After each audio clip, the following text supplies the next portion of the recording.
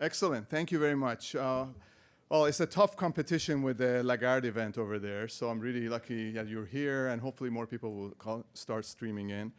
Good afternoon, everyone. Welcome to Toronto, this timely session on climate change, financial risk and opportunities. My name is Babak Bassadeh, CEO of Toronto Centre.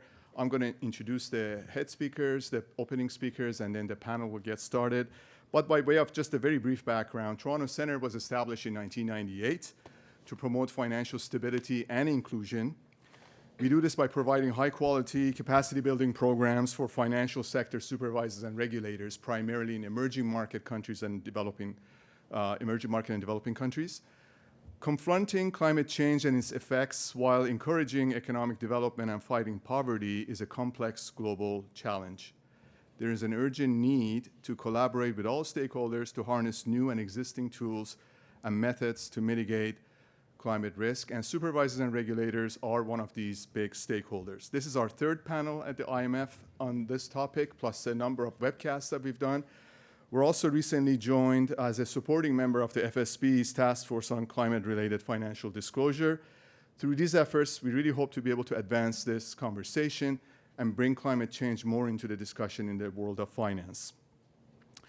The Toronto Centre's work is generously supported by our key funders, Global Affairs Canada, the Swedish International Development Cooperation Agency, and the IMF, who share our concern for financial stability and inclusion.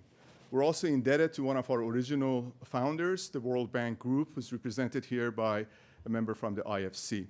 And at this point, I'd just like to, before I introduce the opening speakers, I'd like to acknowledge some people who are here, some from Toronto, our board members who are here. If I start naming them, it's going to take a long time, but I'm naming them anyway. Barry Campbell, Dean Deja Horvat, and Dina Palozzi. We also, it's a very working organization. We have a working board, so a couple of our board members are actually working today. So we have Aditya Niren, our board member, and also our chair, Dr. Stefan Ingves of the Swedish Central Bank. So we're very fortunate to have them. So at this point, I'm going to introduce our first speaker to make a brief opening comments. Madame Karin Jämten is Director General of Swedish International Development Cooperation Agency, SIDA, since May 2017. She has a long-standing political career within the Social Democratic Party, both at the national and local levels. She's a former Minister of International Development, Member of Parliament in Sweden from 2014 to 2017, former Deputy Secretary General of the Olof Palme International Center, and she's also been in charge of some Swedish international emergency disaster funds. So without further ado, I would like to ask Karin to please come forward. Thank you.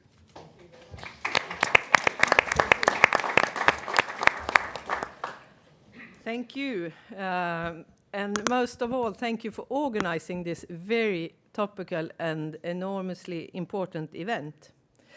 It's on a topic that presses us more and more every day, and it's good to see that so many are in this event here today, but also that so many others are interested and pushing for an even stronger answer to the climate change that is happening on the globe. And most of all, I am very honored to have the possibility of giving these introductory remarks this afternoon. Climate change, financial risks and opportunities is the heading of this seminar. And it's, to say the least, interesting and important to merge the two areas together, climate change and financial risks and opportunities, positive and negatives. Sweden is highly committed to working on combating climate change and its effects in different ways, while at the same time encouraging inclusive economic development and fighting poverty. We are doing that with development aid, but also with many other tools in the Swedish toolbox. The adoption in 2015 of the Agenda 2030, 17 Sustainable Development Goals, the Paris Agreement, the Sendai Framework, and the Addis Ababa Action Agenda signaled an increasingly coherent international vision of sustainable development. By November 2017, 170 countries, including, of course, a majority of SIDA's cooperation countries, had ratified the Paris Agreement. We at SIDA have strengthened our environment and climate change policy and the work we do, the action plan and quantitative targets on climate change for the period for the years to come. With very high ambitions on tackling the effects of climate change in different ways. We have our clear intentions and targets, and that is to support a development that reaches the Agenda 2030 and the development goals in a sustainable way. And that means that we have to enable a development where warming stays below 2 degrees Celsius and support vulnerable countries to adapt to the impacts of climate change. The main tool to achieve the goals is the system of the country's own nationally determined contributions, the NDCs. SIDA supports the implementation of many actions in different countries, actions that are contributing to the NDCs and to the implementation of the Paris Agreement. However, there is a great need and potential to support this development further. Last week, the Swedish government launched a special climate initiative that gives additional funding to us at SIDA, but also to the Green Climate Fund. This is but one of many initiatives that needs to be taken. Friends, climate finance is critical to addressing climate change because large-scale investments are required to significantly reduce emissions, notably in sectors that emit large quantities of greenhouse gases, and to adapt to the adverse effects and reduce the impact of climate change. We all know in this room that financial crises hit vulnerable groups the most. They have the least possibilities of building buffers and resilience. The same also accounts for the effects of climate change. The vulnerable groups are hit the worst, and we have to see to it that they get the help they need. The financial sector has a major responsibility and role in contributing to sustainable investments and utilization of natural resources. Toronto Centre can contribute through supporting integration of adaptation and mitigation efforts into regulation and supervision of financial sectors. For us at SIDA, we work with many different actors.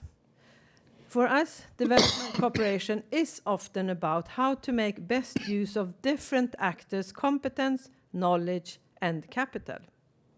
When interests align, we cooperate with a wide range of actors that can bring development impact. We use our convening power, expertise, grants, and our ability to share risk with financial actors with our guarantee instruments. All of this is, of course, to use the partners in the right way in different ways.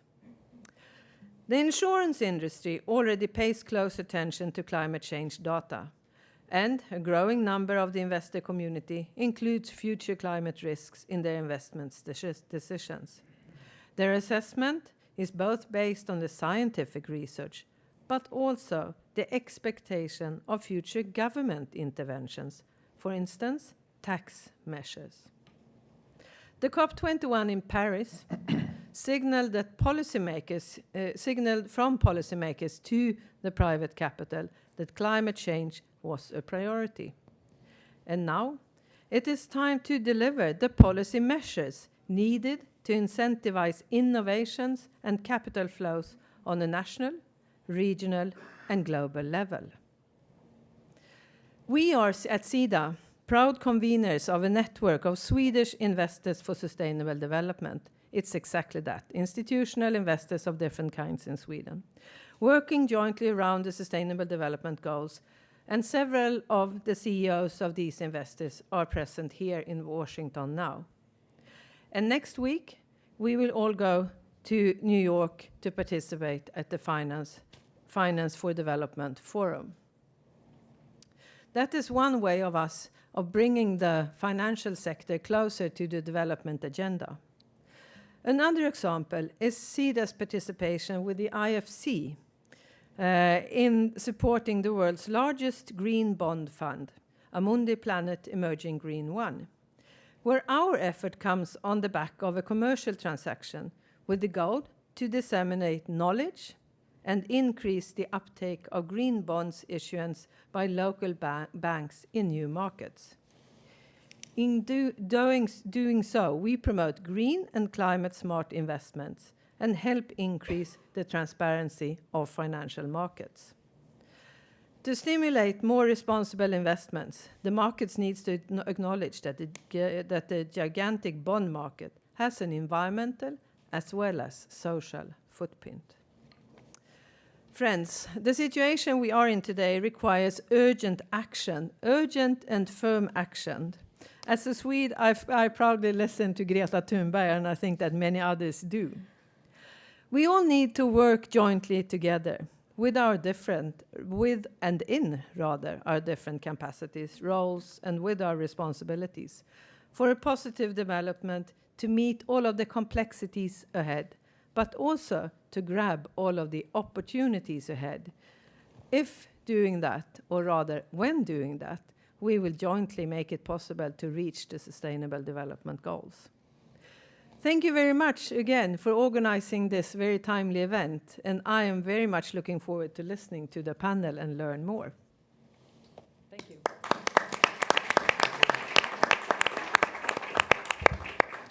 Thank you very much for your insightful comments. Sweden plays a very key role as one of the progressive forces out there in this space.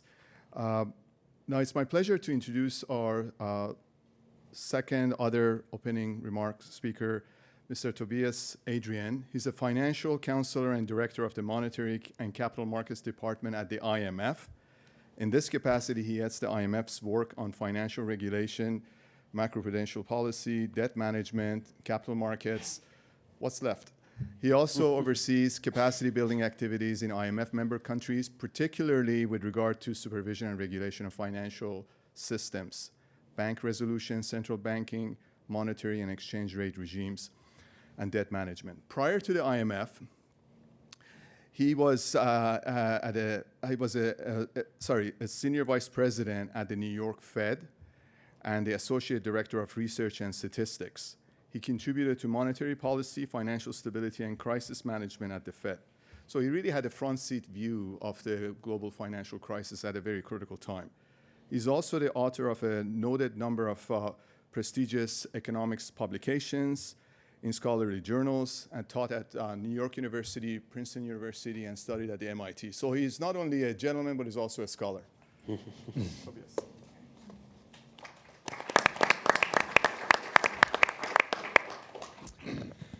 Good afternoon and welcome. The IMF is glad to support Toronto Centre's activities.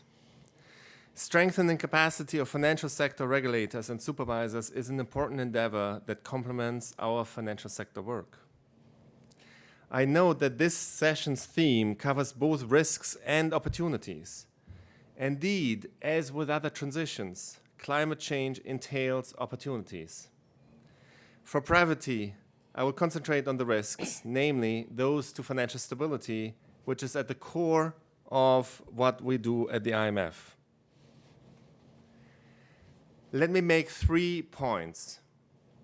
First, climate change puts our planet at risk, threatening financial stability with it. A huge challenge is that the potentially catastrophic effects of climate change go beyond the typical horizons of banks, investors, and policymakers. This leads us to major time inconsistencies between costs borne by our generation and those who will follow us. Second, the financial system has several roles. It can help address the climate challenge, but it can also amplify risks. Financial institutions and markets provide financial protection through insurance and other risk-sharing mechanisms to reduce the cost of disasters when they occur.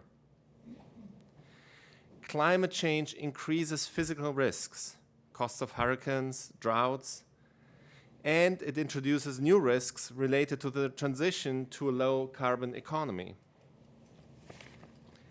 The financial system can play a role in supporting price signals to redirect finance towards clean technologies. Global needs for climate mitigation and adaptation finance are trillions of US dollars, with estimated infrastructure needs about 6 trillion per year to 2030. Most of the finance is likely to be intermediated through the financial system. The energy transition is unlikely to be smooth. Abrupt changes in policies, technological breakthroughs may change asset valuations. The financial system can exacerbate shocks through leverage, interconnectedness, amplifying instability. A manifestation of the physical risks are the annual global weather-related insured losses, up from 10 billion in 1980 to 50 billion in the last decade, and 138 billion in 2017, the highest since 1980. Transition risks are harder to quantify. An early illustration of the potential disruptions is the market valuation of top US coal producers, which fell by 95% between 2010 and 2017. My third point is that we are open to engage on critical issues relating to the interplay between financial stability and climate change. The fund is not an environmental organization. However, analyzing risks and vulnerabilities and advising our members on macro-financial policies is crucial to what we do. On broader climate change issues, the fund has emphasized carbon taxes and other fiscal policies. Indeed, carbon pricing has a primary role in reducing emissions and mobilizing revenues. Nonetheless, financial sector policies have an important role. Our focus is on understanding the macro-critical transmission of climate risks. One aspect of this is to further improve stress testing, such as the stress test that we're running within the financial sector assessment programs. The IMF pioneered the use of stress tests for assessing financial stability over 20 years ago. Stefan Ingves, one of today's panelists, was closely involved at that time. He had my role at that time and started the FSUPs. Stress testing is a key component to FSUPs. Our stress tests often capture the physical risks, such as insurance losses and non-performing loans associated with hurricanes and droughts. We have been working to broaden these tests and integrate them better with our assessments. But we need to further upgrade our scenario analysis. Just yesterday, we held a seminar with the Dutch National Bank on stress tests for disruptive energy transitions. The transition risks affect a broad range of geographies, sectors, and business models. They are large, nonlinear, and irreversible. They are only partly foreseeable. They depend on short-term actions, and their time horizon is long. A key next step is to capture second-round effects, in which a decline in asset prices leads to fire sales that further depresses asset prices, generating a vicious cycle. Preliminary attempts at quantifying second-round effects suggest that they can be sizable. To make the next step, we need to close the data gap. There are promising efforts to support the private sector's disclosure of climate-related climate-related financial risks. But these disclosures are voluntary and uneven across countries and asset classes. There is no well-defined internationally comparable taxonomy of green assets. Comprehensive climate stress testing by central banks and supervisors would require much better data. The potential impact of climate change compels us to think through these issues with urgency. Let me thank the Toronto Centre for assembling this impressive executive panel. I'm keen to hear what the panelists have to say on this vital topic. Let me hand it back to Babak.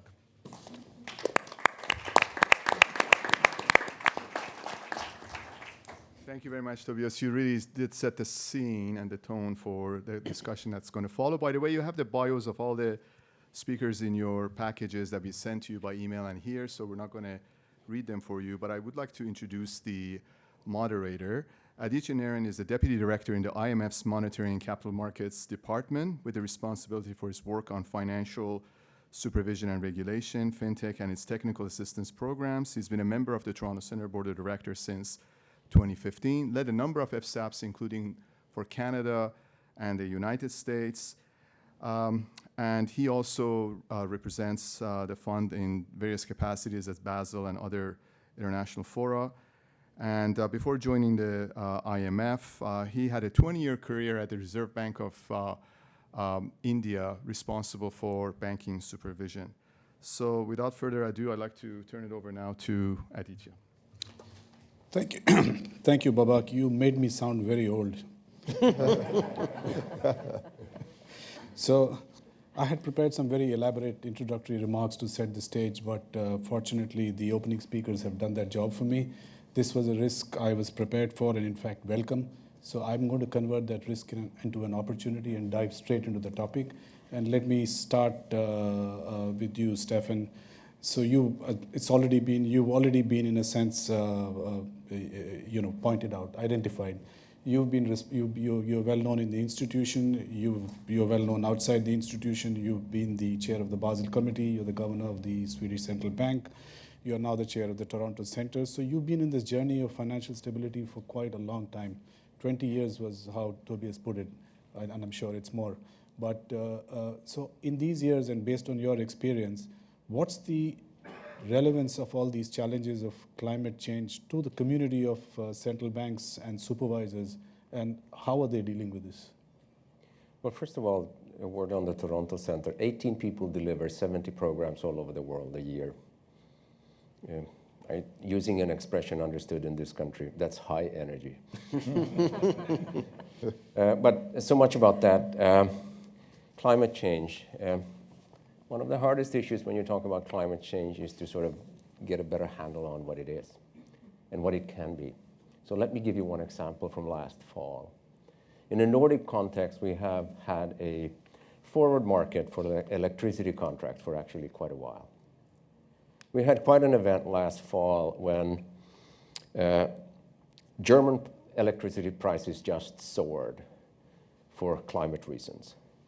Well, at the same time, Nordic electricity prices just fell dramatically, also for climate reasons, because there was a projection that it was going to rain like crazy up north. Now, what happened? In the course of a few hours, in a day, the spread between the German and the Nordic market increased 17 times compared to what usually happens in the course of the day. And there was one guy who had an extreme position in this market, and he went bankrupt, because no one ever expected that kind of volatility. And he did not have enough margin. And the clearing fund of the clearing corporation had to be used up and beyond that, and also had to be replenished within a couple of days. And that's a good example of something comes completely out of the blue. All of a sudden you have to deal with it, and you sort of realize that this comes from the climate side in one way or the other. And that, of course, makes you think. And that then raises the issue then, why is this an issue for central bank supervisors? Why are we dealing with this? There are many, of course, angles to that. One is structural change. This is happening structurally. It's going to affect all our economies in one form or the other. So we better understand, or need to understand, what could happen in the future. Climate change is something which we're talking about with a fairly long time horizon. Monetary policy, 3-4 years out, that's how we deal with it. Financial stability, the credit cycle, 15-20 years, something like that. This goes way beyond that. But both monetary policy, financial stability, and climate change has one factor in common. And that is our endless work trying to avoid myopia. And the bottom line is very, very simple and easy to understand.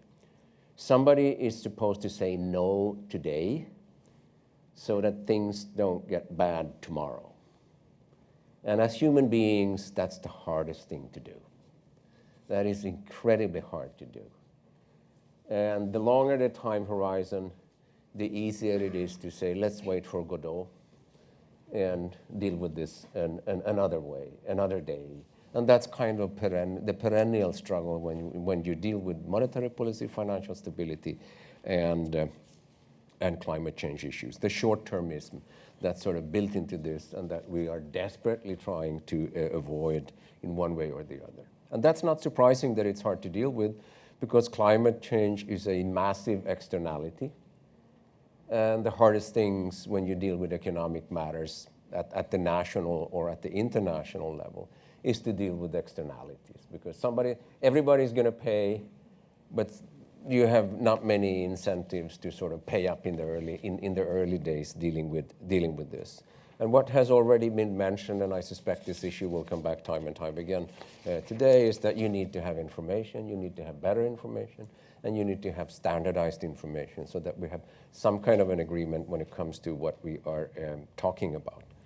And eventually, at the end of the day, that type of information needs to be put together and designed, I think, at the international level, because otherwise you would end up with many different sets of information, and it's hard to understand then what people are talking about.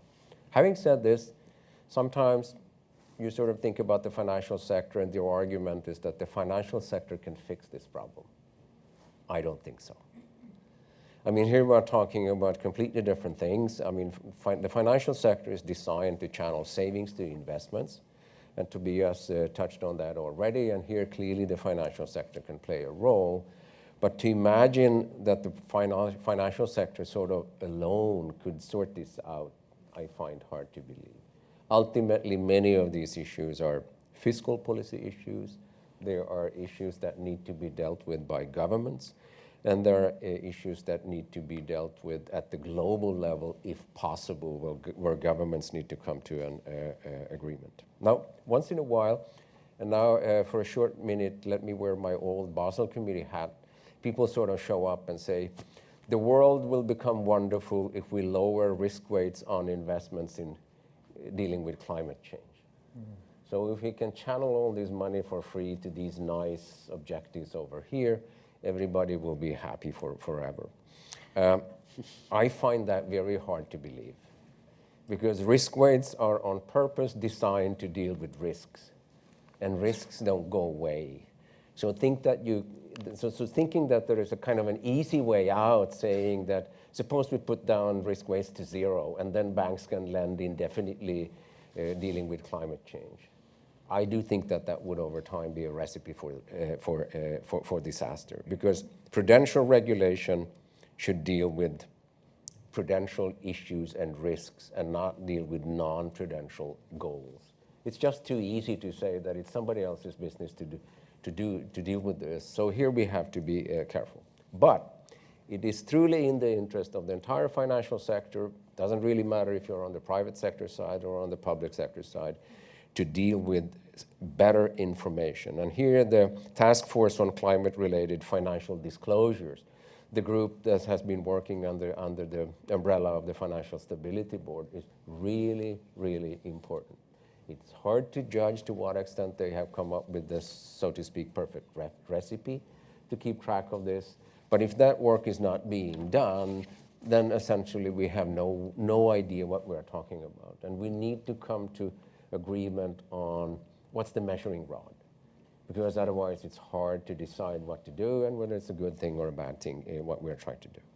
On the central banking side, there nowadays exists a network of central banks, around 30 of them, called the Network for Greening of the Financial System. And that's a good initiative, because on the central banking side, we need to understand better all these things from different aspects. But at the same time, need to be a little bit careful here, because central banks' balance sheets have not been designed to deal with climate change. And that's, again, sort of a bit similar to what I talked about on the supervisory side. We need to understand these things, But it's not obvious that you should sort of massively use the balance sheet of the central bank to deal with the climate change issues. And to be very clear, what I'm talking about is when people show up saying that, why don't you just print the money and get on with it? Because our job is to produce money, and others have a hard time producing as much money as we can produce. But we do know if there are some bad consequences of that if you take some extreme cases like Zimbabwe and Venezuela. So don't go there.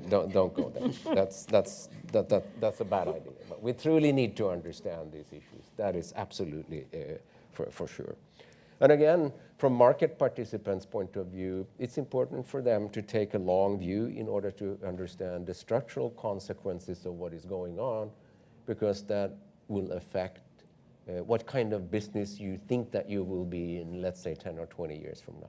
Thank you. Thank you. So you agreed with the opening speaker's remarks that it's important to bring the financial sector closer to the climate agenda, but you point out that there are limitations to the extent in which this can be adapted into the supervisory and regulatory framework, although there are efforts such as the ongoing work on disclosure which would help sending the right price signals for some of this, which in turn would help the financial system take on board some of these risks. Oh yes, I mean, that's very, very important. And I do think that we have a kind of a collective responsibility to sort out the information issues. Because without proper information, we wouldn't really know what we are talking about. And then it's hard to sort of factor the future into this kind of equation. But at the same time, each and every time somebody is supposed to say no, given the way we work up in our heads, you run around looking for a free lunch. And there is no free lunch in this. Thank you, Stefan. So I'm now going to move to Governor Timothy and Twine. And Timothy, the Caribbean is one of the most beautiful places on the planet. It's also one of the most highly vulnerable places in the planet as far as the effects of climate disruptive events related to the climate are concerned. And we know if spring is already here, summer can't be far behind. If summer is coming, then there's all this chances of the next round of hurricanes and other events which are likely to again pass by your doorstep in a certain sense. You're in the region. How are countries in the region kind of building their resilience to such events? And how do you see the world when, with regard to all these climate discussions as you view it from the front line itself? Right, so excellent. I'll start where you ended because Prime Minister Skerritt of Dominica said it really well. A few days after his country was hit by Hurricane Maria in September 2017, he went to the UN and he said just that. The Caribbean is on the front line of the war against climate change. This is a country that was devastated 226% of GDP. And I often contrast that with large countries, and I want to start there because I give the example of Hurricane Katrina in the US all the time. Small part of one state, New Orleans, 1% of US GDP. Dominica, the entire country, 226% of GDP. So immediately we establish that climate change is no respect of country, but smaller countries have a larger impact, disproportionately larger impact on the economy and on their livelihoods. And that's an important point of departure. So having said that, after the monster storms in 2017, the Caribbean determined that we must face our reality. And in so doing, set itself the target of becoming the first climate resilient zone in the world. The first climate resilient zone in the world. And how are we going about doing that? Well, there are three key elements, and I appreciate the work that the bank and the fund and others are doing in this area. The first is structural resilience, where our countries are attempting to build and harden physical and digital infrastructure. Roads, bridges, utilities, and so on. Ports. The challenge we're having is access to finance. In many of our countries, we are facing the real hurdle of being high-income or middle-income countries, which means we cannot access concessional financing and grants. And I have to tell you, based on all that we just said, That's an analytical absurdity. How could you indicate, given what climate change does for us on small countries, that a small country like Dominica or Antigua and Barbuda are too rich, essentially, to benefit from grants and concessional financing? So it is time that we address that issue, put that aside, and really bring the resources that are required for the infrastructural investments that have to take place. We're also doing things like early warning systems and building codes, all in an attempt to harden the infrastructure. So that's one bucket or one work stream. The second area that we're pushing is the whole issue of fiscal resilience. Mm-hmm. This is very important. Mm. And I speak as a former financial secretary, where we are encouraging our governments to adopt fiscal, some call it rules, some call it fiscal responsibility, essentially to give them fiscal buffers, such that in the event of a shock, a storm, a disaster, they can in fact be in a position to implement counter-cyclical fiscal policy. What we saw after the global financial crisis in many Caribbean countries, including the one I was financial secretary in, is that we were cutting expenditure. And why were we cutting? Because there was absolutely no fiscal space to do counter-cyclical fiscal policy. So in a sense, what happened is that the situation was made more severe, the recession more protracted, because there was no ability, no cushion, to cushion the effects on the population. So we are encouraging fiscal responsibility. Jamaica has done it so far, Grenada has done it, Bahamas has just passed, and I anticipate other countries will do the same. We have also, in the Caribbean, introduced a disaster clause, 2014, 2015, in our debt contracts. Essentially what it said, we pioneered it, is that if there's a storm of a certain magnitude, there will be a standstill on debt servicing for a period of time to allow the country to recover. Because as you know, after an event, you need maximum liquidity to get the country, the recovery back on as quickly as possible. And then you resume. I am grateful for the work that the fund and the bank have done in the last year to advance that idea to the point where we now have a term sheet issued by the International Capital Markets Association.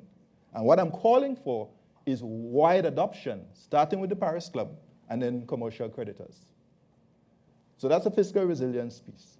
On the financial side, financial resilience, we have, as you know, the Caribbean established the first multi-country catastrophic risk insurance pool in 2007, CRIF SPC. Today, that pool now has membership of 21 countries, including 2 from Central America. And over the last 11 years or so have now paid out around $139 million to about, and in 14 days, all payouts within 14 days. That's an extremely useful tool, again, injecting liquidity in the immediate aftermath. Because even when resources are promised or pledged, they either do not arrive or they arrive very late. And the issue of resilience is bouncing back quickly, absorbing the shock and bouncing back quickly. And to do that, one needs to have the wherewithal so to do. So that's the financial resilience piece. The challenge we have is that at the moment in the Caribbean, 2/3 of our losses are essentially uninsured. So every year we're going in with that situation. And the challenge is on the fiscal side and the financial side, can we bring up the coverage so that we cover more losses? And so we do not have to depend on restructurings and borrowings and, of course, on the goodness of our development partners. So that is on the financial side. Very quickly, I want to just say on the post-disaster and social side, 2 things, and I'll stop there. One is that we've learned in the last decade that there must be a capacity for psychosocial counseling after a disaster. That part of really recovering is the psyche and the well-being, the mental and emotional well-being of the people. And we've found that it's absolutely essential to invest capacity in that area to respond at all levels. You will be surprised. Having lived through Hurricane Ivan in Grenada, I can tell you at all levels, from the very highest levels of government, you need that support. We have to lean on people who can help you through those times to be able to lead the country and to lead the recovery. And we've done a fair amount of work with the UN and others in this area, but it's an area of need in terms of capacity building. The last thing is communications after disaster. Many of you know the hurricanes came in 2017 in the Caribbean. And unfortunately, many people outside of the Caribbean assumed that the Caribbean was shut down, closed for business, and canceled their vacations. Because once they heard Caribbean, they just assumed all islands in the Caribbean had been destroyed. Many do not know the geography very well. They do not understand the Caribbean has many, many islands. Bahamas alone has 700. There are many, many islands. And so, double jeopardy, trauma on top trauma. At a time when we were hurting and trying to help each other, our key livelihood, tourism, was being undermined and undercut because people were canceling. And so the lesson from that is that we have to get more resilient communications, and we have to have clear plans to respond and to advise the world immediately afterward what exactly is available. Because the truth is many of our countries were open for business and were struggling for business because many people thought they were wiped out. And that's a lesson of the last couple of years. So we're doing a lot, but we need support because there's a lot to be done. I'll stop there. Thank you very much for sharing your views on for sharing this information on the work that's ongoing and building physical, fiscal, and financial resilience. And you pointed out the gaps in the post-disaster work that needs to be done more on the social side as well as on communications. Yeah. And I think you mentioned fiscal responsibility, which brings us to the question of sovereign debt, which brings us to our next panelist. Carmen, you are very well known inside this building and outside this building as well. You're an expert. You've worked on a financial crisis. You've worked on the issues of sovereign debt, international commodity, capital markets, you name it. You've worked on crises. To what extent do you think climate risk is being taken into account by policymakers when they think in terms of crises? And what more should they be doing in this regard? So I don't know whether the next financial crisis is going to be, the origins are climate-based or not. We do really well in manufacturing reasons of why we have financial crises. But we do know that and I'm focusing on the extreme events. I mean, yes. Climate change means a lot of things. It means, irregularities that need not lead to outliers. So I'm focusing on extreme events, which are more akin to financial crises. Not every business cycle ends in a crisis. Not every asset price boom ends in a crash. So I'm focusing on these extreme events. For these extreme events, I was fascinated to hear Governor Antoine. Many of the themes that he spoke to are the themes I also intended to speak to. The issue of the standard financial crisis, which can be best characterized by a leverage-fueled boom associated with an asset price bubble, often amplified by lack of supervision and inadequate regulation of the financial system, often also made even more volatile by pro-cyclical private capital flows and pro-cyclical policies. That's not exactly the mold that we're talking about here. Thankfully, we're not necessarily talking about an event that is preceded by any unusual private leverage. What we're talking about is basically cases where the a priori risks are underestimated, and that is common to financial crisis. So if you underestimate, you misprice, if you will, the risk, then insurance is insufficient, provisioning is insufficient, and the standard problems for financial institutions arise. It's not like, however, I just made the point that this is a different type of crisis from a straight financial crisis. However, where are there a lot of common grounds? Well, there's a lot of common grounds in that. I think you and I'm Cuban born, so if you go back to the history of Cuba, in 1844 and 1846, the island was basically wiped out, and the effects of two powerful storms changed the course of production from sustainable coffee to exploitative sugarcane. So the effects of these types of crises on the real economy are possibly much larger than the effects of a financial crisis, because a financial crisis, typically you think of it as destroying financial wealth. But this also destroys physical wealth. It destroys infrastructure. And this brings me to, I think, the very important point that Governor Antoine raised in the context that this is not, I was asked to really talk about financial crisis, but this is not just potentially a financial crisis, it's also a debt crisis. Ken Rogoff and I wrote some time ago about a paper entitled From Financial Crash to Debt Crisis, and it is basically a story of how before a crisis, private debts are private debts, but after a crisis, private debt become public debts. And this is certainly would also be true in the context of an extreme climate event. So what would be needed apart from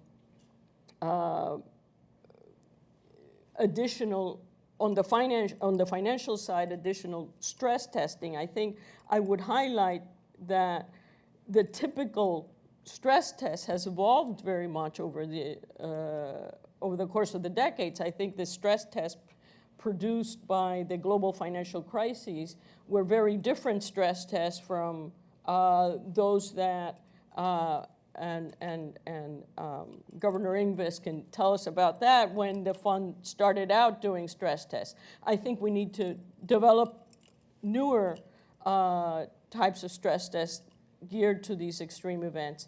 But I think what is, to me, critical is actually a fiscal story, that especially for the medium, smaller countries hit by these very extreme shocks, the whole concept of having to rebuild infrastructure is a very real one. And I think the issues of fiscal space, the issues of having comfortably low levels of domestic and external debt to accommodate these shocks, but also at the global level, a pool of funds to deal with a common shock, or a common pool to deal with an idiosyncratic shock, idiosyncratic to a region or to a country, is also important because, again, private capital flows tend to be procyclical and dry up during crisis. I'll conclude by trying to make the example that it's a very sad example. Puerto Rico had Hurricane Maria in the fall of 2018, right in the aftermath of a debt crisis, of a serious, of a default, of a credit event. As a consequence, even the most basic restoration of utility services and the restoration of normalcy has been very severely impaired. So my message on not crisis prevention, obviously that is beyond our realm, but crisis preparedness in the spirit of having both address the fiscal and both address the financial, but also the fiscal. And I think the last point that I'd like to make is that I hope in this context, there isn't, while guidelines are needed, that there isn't a one-size-fits-all approach, because I think the impact of these extreme events is certainly not symmetric across the membership of the IMF or the World Bank. Okay, thank you very much. You brought out very clearly that the fiscal story is more compelling in this discussion, and also that there's need for both a global pool of funds to be able to deal with some of the real effects which come out of such extreme climate events, as well as you mentioned more guidelines for deciding on the applicability or allocation across the membership. So those are very good points, and I'm going to move now to Dean Orr. Bob, the last time we spoke, 2.5 years ago in a similar forum, again from the Toronto Centre, you had given us a very fascinating update of what had happened since Paris. And now hearing this discussion, and given your background and your experience in advising the UN Secretary General on these issues, do you think the discussion is focusing on the right issues? Is there more that needs to be done? And if I may, let me slip in a quick one here. Last time you mentioned that you were worried about the fact that there may be policy discontinuity arising from changes in sort of political events. Do you see that materializing? I think you know the answer to that, but I'll take a shot. First of all, thank you to the Toronto Centre for this opportunity. Governor Ingves may be correct that the financial sector is not the answer to climate change, but I would postulate that there is no answer to climate change without the financial sector. So while I agree with you, it warms my little climate heart to hear these finance heavyweights addressing the issues of climate change, because it is a conversation that desperately needs to happen and be deepened. So thank you to the Toronto Centre for this opportunity. I've heard the word opportunity many times today, and I'm extremely encouraged by that, because while climate change is an acute and multifaceted threat, and we have to address it as such, it is also, the addressing of climate change is also an acute and multi-pronged opportunity. And I think we often lose the opportunity side when we uniquely chase after the threat and the risk side. So trying to address both sides of the equation there is extremely important. I want to start just with a consideration of China. Someone asked me, of years working with China, years and years, China was one of the largest holdouts on a global agreement on climate change. And then China shifted gears very quickly and is now one of the global leaders on addressing climate change. How could that happen? It is true that the threat of urban pollution in China, and the sources of which heavily overlap with the emission of greenhouse gases, I should note, that threat caused an outcry among Chinese citizens to address urban pollution in a way that did force the Chinese government to shift its policy framework and shift gears. But at the very same time, Chinese leadership took an approach to addressing urban pollution and climate change as a huge opportunity to change markets and to promote Chinese leadership in strategic areas. So you can both address risks and pursue opportunities at the same time. China is shifting its economic its energy matrix and the sources of its energy generation. But at the same time, we are seeing the largest transformation of a vehicle fleet ever in the history of the world. China is electrifying its vehicle fleet at an incredible rate, so much so that China now has more electric vehicles on the road in less than 2 years than the rest of the world combined. That is a strategic opportunity for China, and they are pursuing it aggressively. So risk and opportunity hand in hand, and thinking about policy frameworks accordingly. The Secretary General of the UN is hosting a summit this coming September that is the corollary to the summit we held in 2014 before the Paris Agreement to try to get all the sources of capital, the sources of political capital, all in the room to look towards an agreement. Now we have an agreement, we have a framework, and we need to bring that broad coalition back together to look at where the opportunities are, where the big investments can and need to be made. I would postulate that the biggest opportunity, not just for investors, but for global leaders, political leaders, in 2019 and going forward, is in pursuing, driving private finance to the ground in developing countries. There is a huge amount of capital out there looking for good investments.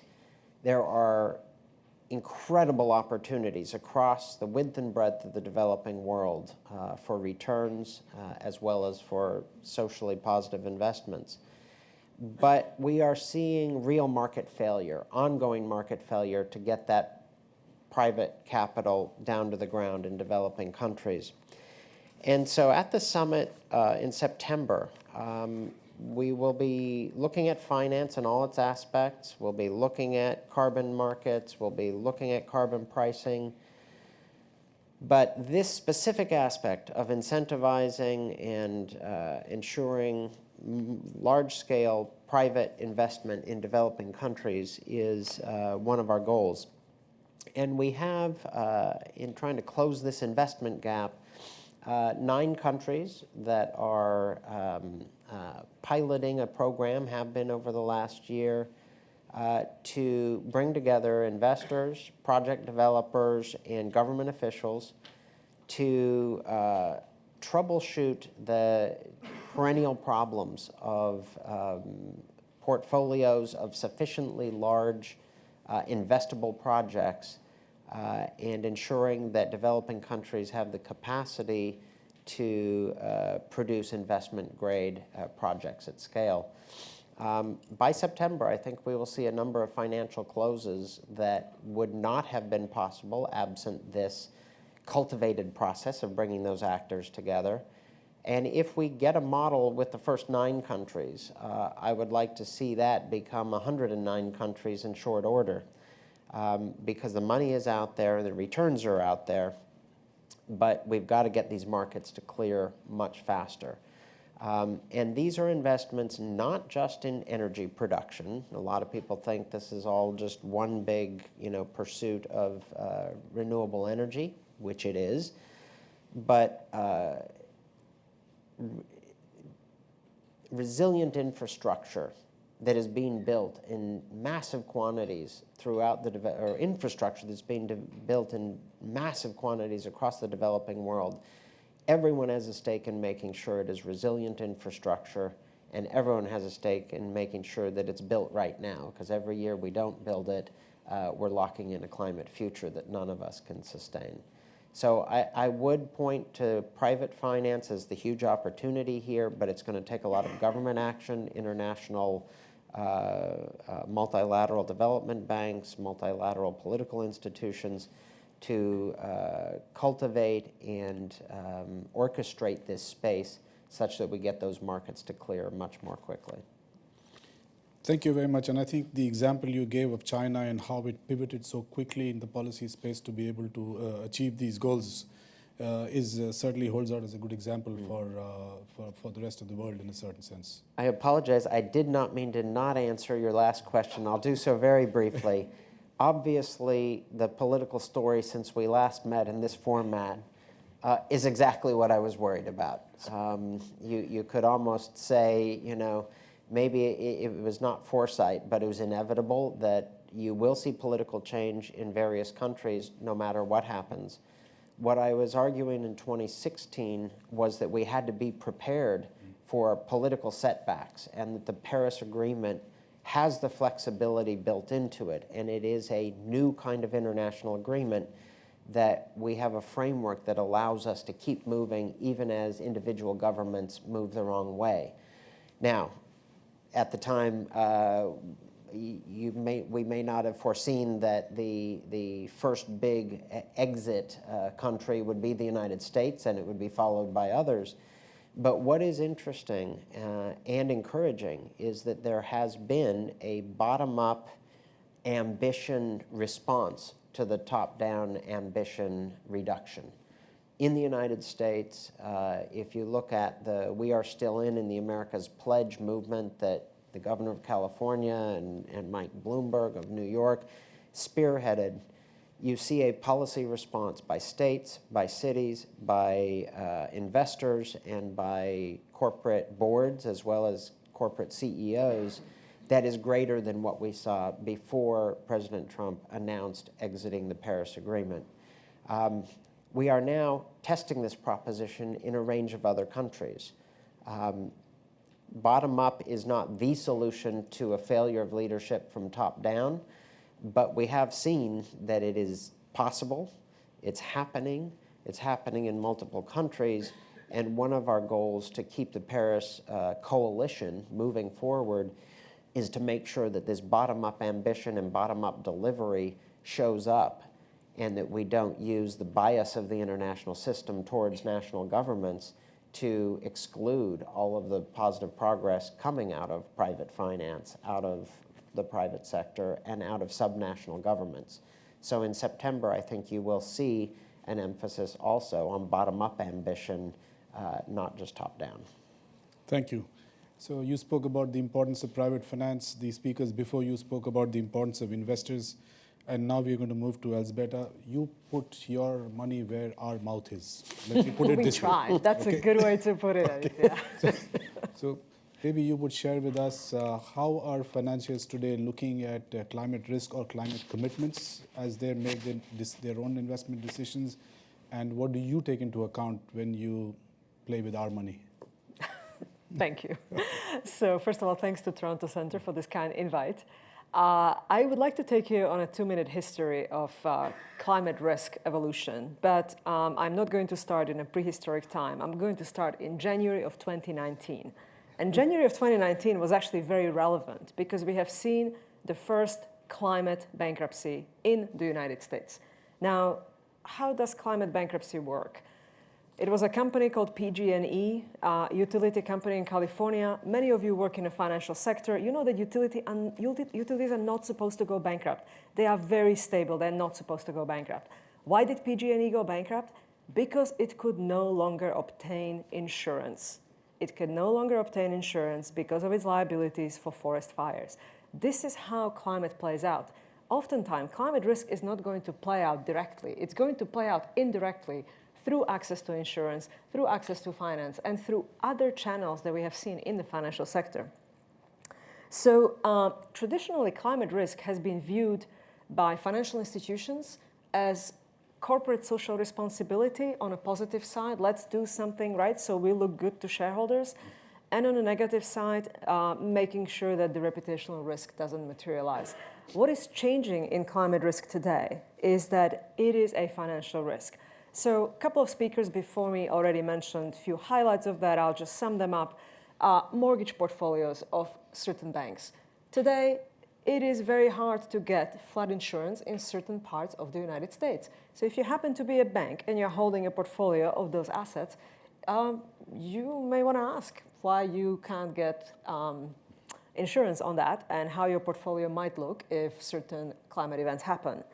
The second thing is portfolio of stranded assets. I think Tobias mentioned a little bit on a transition. So coal prices, coal assets went down. Now, if you happen to be a bank that is holding a large portfolio of assets in fossil fuels, you should at least ask yourself a question. The question is, today, when we can achieve 6 cents a kilowatt hour in Zambia, which is very competitive with coal and starting to become competitive with oil and gas, and definitely competitive with nuclear in terms of capital cost, you need to ask yourself what these assets are going to look like 15, 20 years from now. And you may be holding on to assets that become stranded, both in their character and in their valuation. The third one is implementation of carbon taxes. This is something that all of us should look into. It is not a popular topic in this country today, but it is a popular topic in a number of jurisdictions north of the border in Canada, and it's popular in several other emerging markets. Colombia, Chile come to mind, and there are several others who are working in that space.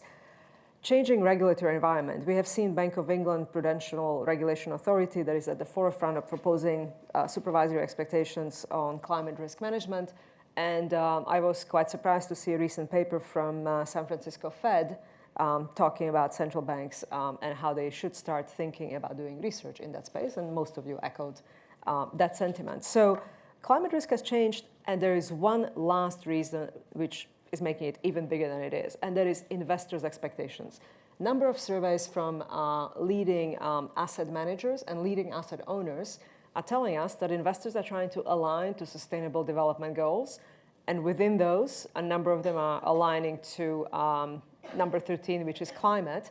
And we are seeing it because, as our colleague from CEDA mentioned, we managed to assemble $1.4 billion emerging market fund for green bonds from financial institutions.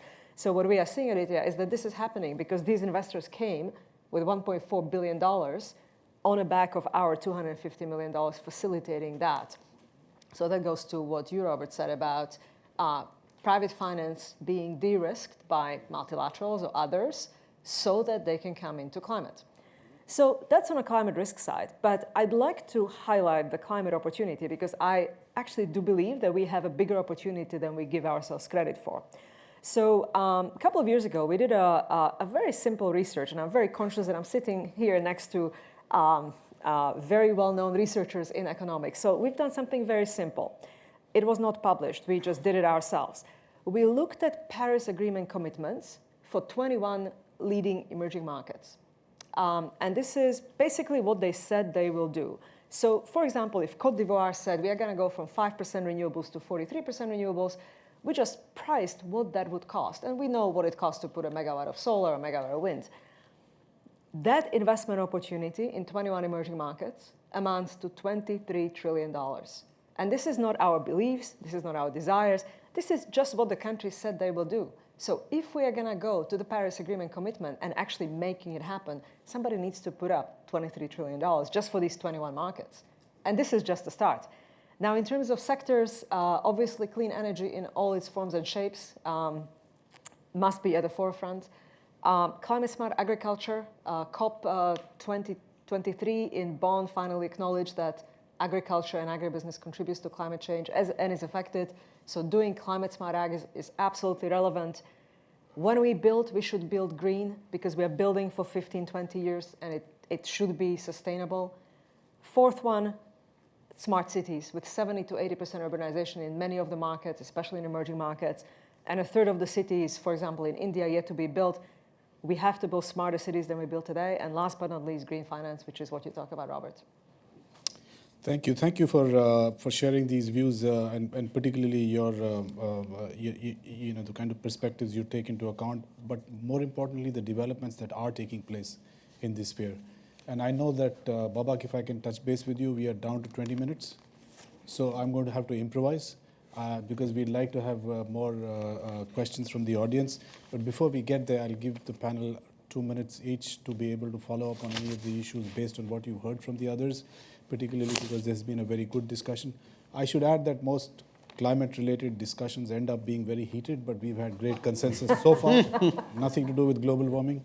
So, Stefan, before you start, have you met the young 15-year-old? No, not personally. Oh, I mean, you have? This is the Yes. one person I don't mind who's making me look bad, Yeah. or our old generation look bad, but go ahead. No, we've heard a number of very good and interesting things being said. And wearing my central banker's hat, the issue for us is to deal with these issues within our mandate. And that's really sort of one of the issues that all of us kind of talk about. Who's supposed to do what, when, and why? And how do we set up proper structures to deal with that? And that's not so easy to do. But there is one striking point, though, when you talked about market failure. I mean, the issue when we're talking about capital markets things is basically to make sure that the preconditions for transactions are right. Yeah. And many of those preconditions have absolutely nothing to do with climate change as such. It's basically a legal framework dealing with corruption, dealing with the rule of law, so that you feel that you can take the risk of investing something because you would like to get your money back, and you would like to have a feeling, a sense that you can, within this space, engineer orderly ownership or orderly transfers of ownership titles. Yeah. Because that's the key. And without, these words sound sort of very abstract, but without that, you will always have market failure in one way or the other. And so there are many sort of adjacent issues that one needs to handle, because without dealing with them, many of the issues that you have touched on just won't happen. And some of this, of course, comes back to sort of pure money issues, pure fiscal issues, because the money's got to come from somewhere. Yeah. Thank you, Stefan. Governor Antoine. Well, as I reflected on this conversation, I'm thinking, our countries in the Caribbean and other parts of the world are working on these disaster resilience strategies, including financing. But the reality is that it takes one hurricane or one disaster to destroy these small islands. I think Mike Tyson said it best. He said everybody has a good plan until they get punched in the mouth. And that's our reality for small states. You best laid plans, and then in a few hours, all your hard work and your development gains are erased. We've lived that. That's a lived reality in the Caribbean. So as we reflect, my thinking is that we are approaching this sort of as a given that climate change is not just a reality, but there's almost nothing we can do about it. And I really feel, and I'm going to, at the risk of being an annoyance, I'll take the opportunity to say that major polluters need to take responsibility. I am concerned that as we speak, many of our countries are not living up to their commitments under the Paris Accord. Many of them are not on track in respect to their carbon emissions. We have to call them out. Because, as Mary Robinson said, the smallest countries, it's an injustice that the smallest countries are the hardest hit. We have no control over that. So I feel there has to be more effort on the part of larger countries, even as we in small countries work to build resilience. In our small central bank, we've made a commitment to be carbon neutral by 2022. And we're investing resources to do that because, one, it's the right thing to do. Two, it helps our bottom line. And three, we want to have moral authority to make the argument that you need to do better. Look at what we're doing with our limited resources. You must do more. And that is something I'd like to see. In this era of fake news, I wonder sometimes there's fake finance, because so many pledges, and there's an incoherence around this climate finance. So I'm grateful for what you said, but I will tell you from a small country's perspective, we're not seeing those resources. We're not seeing them, and it's a real frustration. Whereas you said earlier, next hurricane season is fast approaching. We still haven't fully recovered from the last, and the resources, the wherewithal are not there. We're trying, but we need some help. And we also need the major polluters to do their part in taking responsibility. So I'll put that on the table. Thank you for sharing this lived reality. And this is the first time I've heard Mary Robinson and Mike Tyson being quoted in the same. You live and learn. My bet is on Mary. Carmen? Two very quick reflections. One is, some of the issues that we've been talking about here are very, very old issues, issues of externalities, the issues of mispricing, of underestimating risk. I feel compelled, perhaps, because I'm lean more towards the glass is half empty, that on climate change we are going to come through. I think it's unrealistic to say that we're going to come up with a foolproof plan on finance, on fiscal that's going to take care of these issues. There are people living in coastal areas that don't have flood insurance, not because they can't get it, but because they won't. That's not an issue that's going to go away. The shadow banking sector, which is, as we all know, largely unregulated and difficult to penetrate in terms of content is still going to be there, and so I think without perhaps diminishing expectations, I think we need also to be realistic how much preparedness we're going to have vis-a-vis climate events relative to other types of events like financial crisis. And one very last thing, being from a university, I have to be there and say, well, look, I do think that universities are contributing to the issue and the threat of global climate change through their products, research, teaching, and policy outreach. I'm out of time, but I'd be happy to talk to you about what the Kennedy School is doing in any of those three areas. Thank you. Bob? I first just wanted to pick up this issue that Stefan raised. I think to get private finance flowing to scale to developing countries, the risk equation is still at least 3 or 4 years out of date, which in these days I think is a lifetime. At least it's an investment lifetime. And what we're seeing, I think, is the policy environments are actually moving faster in a number of countries than people are willing to recognize. And part of the process that we're facilitating towards the Secretary General Summit is bringing together not just the project developers with the private finance, because project level stuff won't solve all the issues. We're bringing together the top politicians in that equation to kind of blow up those long-standing, challenging environmental barriers to a safe kind of legal and fiscal environment that looks more investable. So we're trying to get that extra set of actors in the room, and you'd be amazed what happens when you can actually get a head of state and half of their cabinet together looking at very large portfolios. Guess what? Legal frameworks can actually be amended. So I think we're exactly conscious of your concern on that side and trying to put more people in the room so that we don't just do the same thing and expect better outcomes.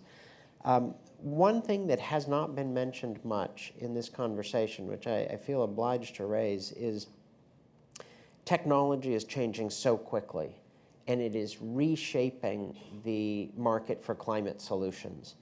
Sensors are becoming so ubiquitous, walking around on our phones, but also in industrial processes across the width and breadth of the economy. Sensors from space, sensors in our clothing, sensors in our eyeglasses, sensors everywhere, is truly changing our understanding of what is happening in systems and in individuals' decision-making.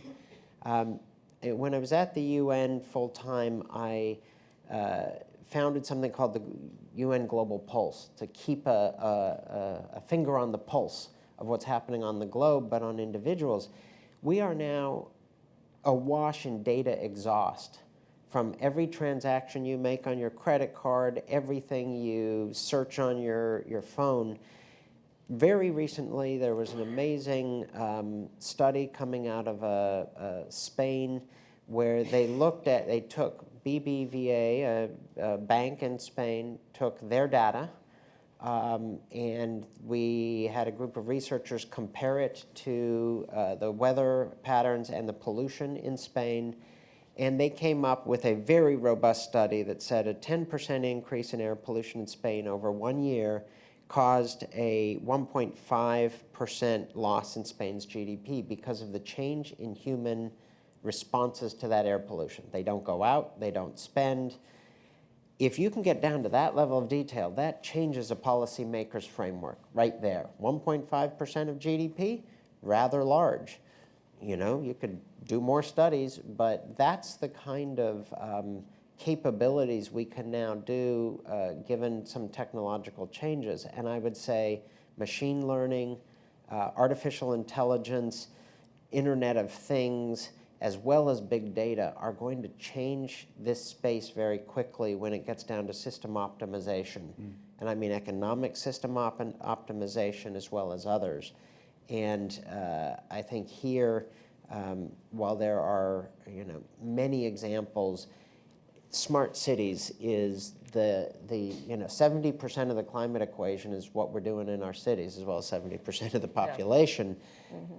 Building not only those 1/3 of new cities in India, but even retrofitting cities in old places like New York have shown huge returns. So we do have an ability with technology evolution to make very good, quick-acting investments that return fairly quickly on infrastructure in particular. So I'm not, I don't despair, in part because I'm not allowed to despair on this, or it'll be a self-fulfilling prophecy. But the fact is there are technological solutions and there's a lot of capital that can take advantage of it. And therefore, I think we can really get to scale if we systematically pursue that. Thank you, and that's a panel in itself. FinTech and climate change. Excuse me. You, Azbera, Okay, so you have the money, so you have the last word. we have the money, and we invested $9 billion last year just into climate. So those are big dollars. A couple of things that stand out for me from this panel.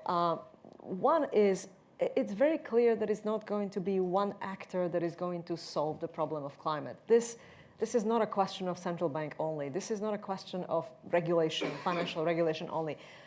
This needs comprehensive solutions. And I saw it very clearly when we did a scaling solar program in Zambia. So Zambia started with 22% access to energy a few years back. And what it took to create 6 cents a kilowatt hour solar solution, it really took a village. It wouldn't have been possible without proper auction where investors can come and bid. It would not have been possible without the World Bank just across the street backing up the utility, which wasn't financially stable enough to guarantee payments to investors. It wouldn't have been possible without a little bit of blended finance to make it happen. And I'm just highlighting the 3 most important ones. But it took 2 to 3 years to put it together. And it took many actors, including governor of the central bank and including local banks, to actually make it happen. So the solution that we are looking for is not going to be in one of those places that we are looking at. We need to really work on it together.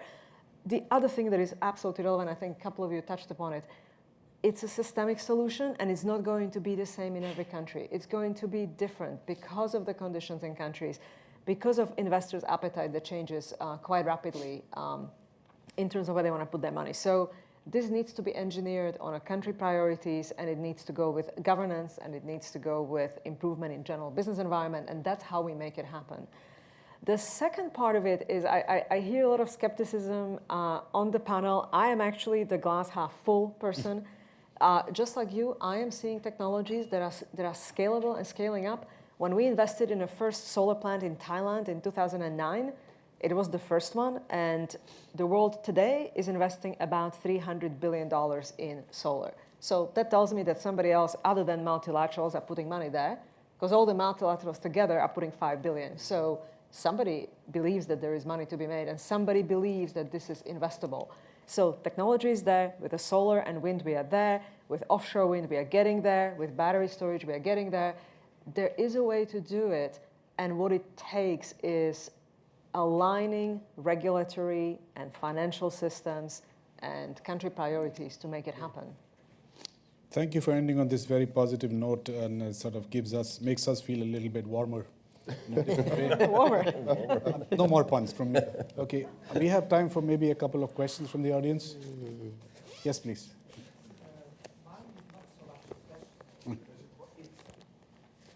Mine is not so much a question, it's more of a complementing what has been said.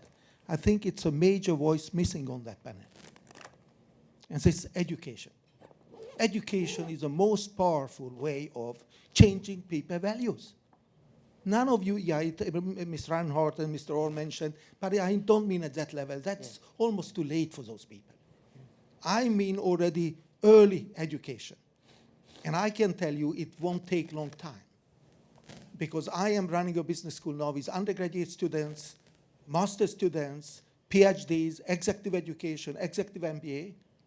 My undergraduate students are not the same as the rest. My undergraduate students understand everything about climate change. They are prepared to work against the risk and capitalize on the opportunities. Even many of my master students, I'm in business school now, but I also worked as an engineer. I have a master of artificial intelligence, or business analytics. They are going to change, but you have to change the value system of that. If you look around the world, how many business schools, engineering and science schools are delivering this important message? You will be surprised it's a very limited percentage. My school is not one of them, and I think it should be much more emphasized as much more innovation, much more investment in education, including in your countries. It's really changing value system because that's the only way to change it fast enough. Undergraduate students, 10 years from today, will be in engineering and science and business making major decisions. 25 years from now, they will be the leaders in government and corporations. The pace with which corporation moving, which regulators moving, government using, it's much slower pace than changing the education system. Thank you. Thank you very much. Maybe we can take one more comment or question, then I'll allow the panel to respond if they would like to. Yes, please, Daniel. Stefan mentioned the question of the mandate for the financial sector authorities. Do you see a mandate for examining the macro-financial and macro-prudential implications of this large-scale investments? I mean, if I hear of $23 trillion, is that right? Yep. Investment, that sounds like a pretty macro-financial phenomenon and a pretty big balance of payments issue for those countries too. So is there perhaps more of a mandate? Thank you, Daniel. Is there another one? Or sorry, I'm blinded by the sun. No? Okay, thank you. I'll take the education one, if I may. Can I jump in on Yes, that? please. So I think you're absolutely right. And we are seeing that this is actually happening in emerging markets. Because instead of telling people how to fish, instead of giving people fish, you're telling them how to fish. We have a university in Colombia, Universidad Javeriana, where we invested. They came to us and said, we'd like to finance a new campus. We put in an investment, but we asked them to make it a green building. They made it a green building. Dean looked at it and said, why am I not teaching green building standards? He implemented green building standards in the architecture faculty and engineering faculty. This is exactly what you talk about, and this needs to happen throughout the education system. If I could on the education piece, policy schools are deep in this, and both the Kennedy School and my school deep. But you're absolutely right. Business schools are kind of late entrants to this marketplace. But I want to support your point on undergraduates very strongly. I look at my undergraduate students are coming not just with a lot of tools that they didn't come with 5 years ago, but with an orientation which is absolutely set. And sustainability is a part of their mindset. And if you don't offer it, if you're a company trying to recruit, you're not going to get any of the best people, and you're not going to retain the best people. So I think the education piece is key, and that has shifted past tense. We're not going back. I think those top candidates for any job coming, this is one of their articulated in country after country top concerns is that the entity I'm going to go work for is addressing these issues because it's my future. Thank you. To your macro kind of prudential future question, I think that a number of very sort of basic old-fashioned issues won't go away in this new world because we still have, as we have heard, fiscal issues. We have financing issues. We have numerous capital flow issues, particularly if a lot of capital is going to have to flow cross-border in one form or the other. That brings us naturally back to traditional current account surpluses and deficits, exchange rates, and all the rest of it. It's just that when we talk about those sort of traditional macro balance variables in the future, we need to better understand to what extent the major climate events can affect those macro balance variables that we normally sort of are trained to think about, and we need to factor these possible events into those equations. Thank you. Would you, Timothy, would you like to comment on the Just to say, I absolutely agree on the education, and it always starts with the mindset. At CRIF, and I speak as chairman of CRIF SPC, we actually do scholarships in climate science. Of course, we have more demand than we have supply in terms of money, but we have been doing that every year for the last 6-7 years, I believe. And I'll take a look at what you're doing, see perhaps whether we could do a partnership as well. Carmen? I think on the crossover between the comment and the question, if you look at the vast amount of research on debt crisis, on currency crisis, on banking crisis, on wars, effects of war, you don't have actually anything comparable to that in the natural disaster area. And perhaps that is one area where, you know, all these risks that we've been discussing would find, you know, what are the impacts of the crisis, antecedents and impacts of natural disaster on the balance of payments, on the government's budget, on their debts, and so on. I do think that the research agenda is moving in that direction. And I'll conclude on in the policy school, it's true that it's self-selection, so you get people that are already more attuned to social issues than, you know, in the school system at large.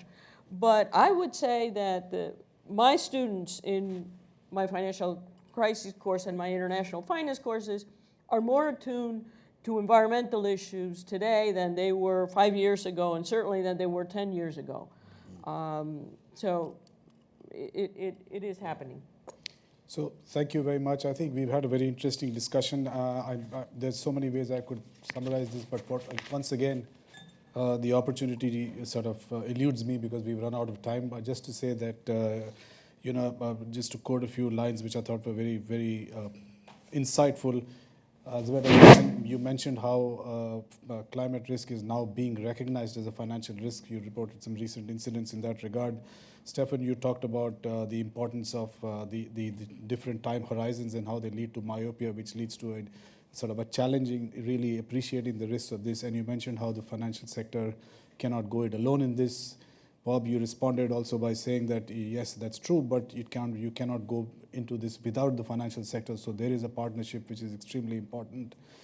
Tim, you pointed out that there are these issues of the other important areas. When you're thinking in terms of risk and resilience, you have to think about the fiscal, not just the financial, but the fiscal as well as the real and all the other issues that come with it.